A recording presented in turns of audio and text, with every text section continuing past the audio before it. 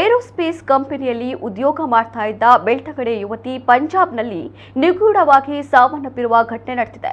22 ವರ್ಷದ ಆಕಾಂಕ್ಷ ಎಸ್ಎನ್ ನಿಗೂಢವಾಗಿ ಸಾವನ್ನಪ್ಪಿದ ಯುವತಿ ಬೋಳಿಯಾರ್ ನಿವಾಸಿಗಳಾದ ಸಿಂಧೂ ದೇವಿ ಮತ್ತು ಸುರೇಂದ್ರ ದಂಪತಿ ಪುತ್ರಿಯಾಗಿರುವ ಆಕಾಂಕ್ಷ ಪಂಜಾಬ್ನ ಎಲ್ಪಿಯು ಪಗ್ವಾಡ ಕಾಲೇಜಿನಲ್ಲಿ ಉನ್ನತ ಶಿಕ್ಷಣ ಪಡೆದಿದ್ದರು.